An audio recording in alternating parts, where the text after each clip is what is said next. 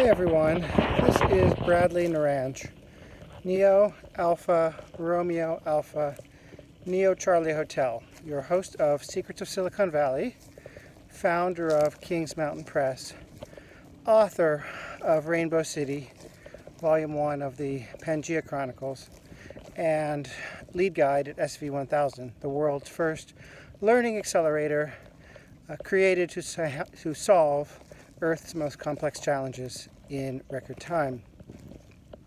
Some of you may know that for the past few weeks I have been going through a bout of depression, and that I posted several things online indicating that I wish to commit suicide by jumping off a cliff.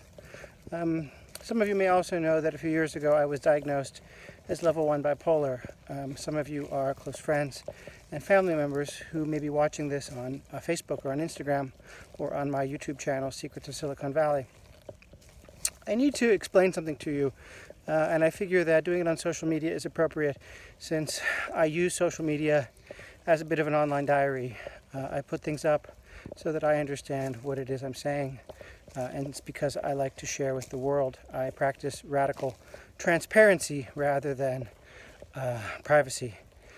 I believe that freedom of speech is something that is important for this country, and I believe that the internet is a forum for discussing challenging things and not simply distracting us from the problems at hand.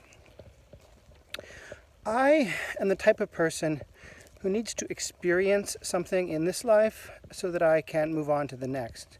That is to say, I want consciously to experience the highs and the lows of being a human being.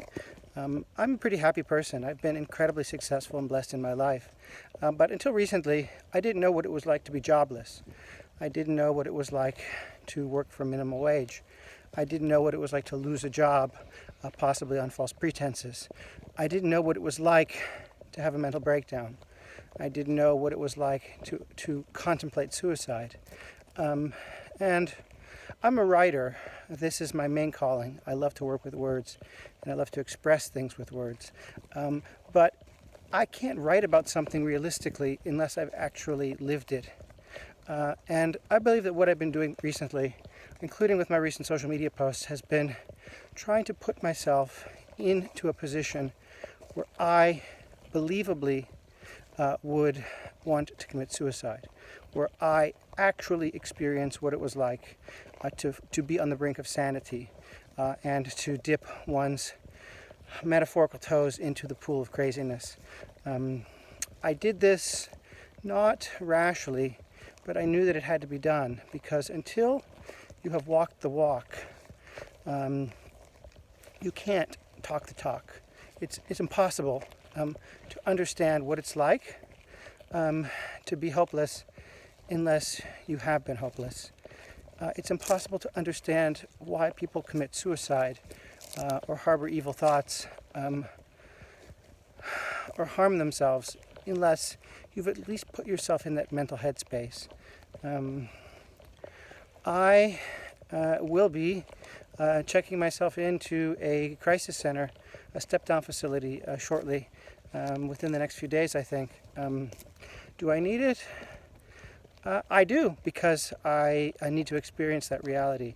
Did I ever consciously want to kill myself? I can tell you now that I didn't, although I did post it online. Was I lying? No, because at the time I made those posts, that is exactly how I felt.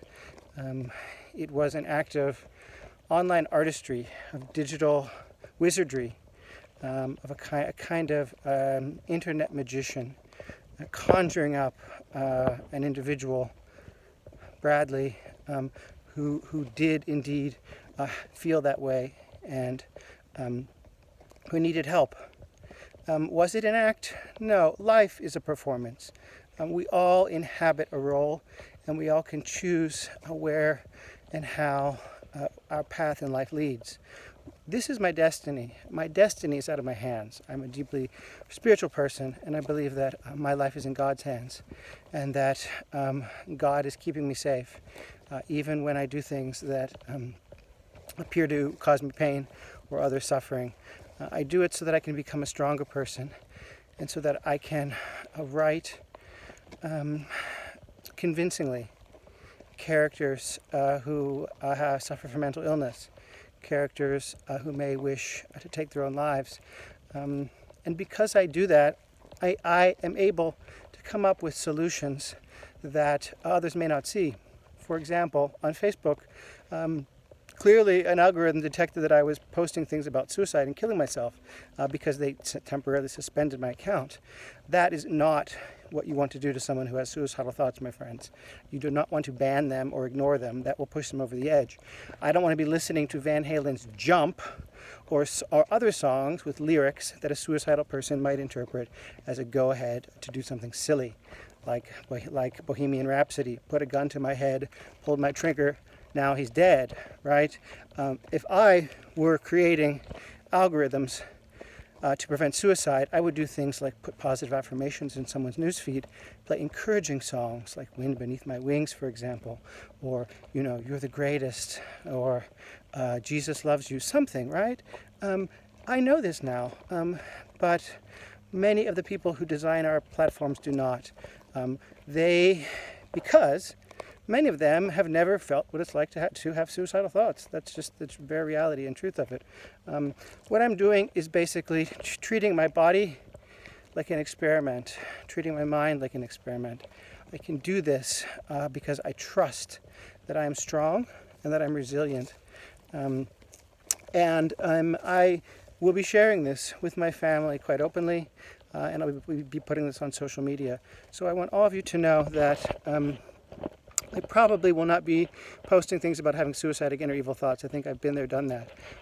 But I am open to discussing honestly what the internet, what social media sites could do to help people like me find a way out of the darkest chapters of their lives. Backward hiking, for example, what I'm doing right now is something that I will be helping others in Silicon Valley do. I've created a meetup group called the Venerable Society of Backward Hikers, where I will be taking small groups of residents from the greater San Francisco Bay Area into beautiful open spaces like the one you see here called Purissima Creek's Redwood Open Space Preserve above the city of Half Moon Bay and halfway between here and Silicon Valley. These types of activities are healing. Particular types of musical playlists are healing. Positive affirmations are healing. The internet is not the enemy. The internet is not our friend. The internet is a frenemy, folks.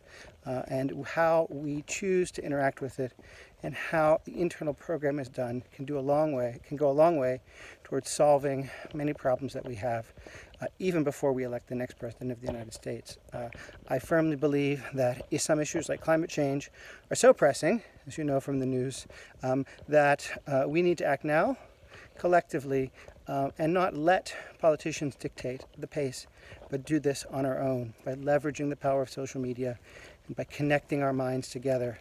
Together, we are stronger than apart. We may be fingers, but together we are a fist, and that fist can break through barriers that previously seemed impregnable.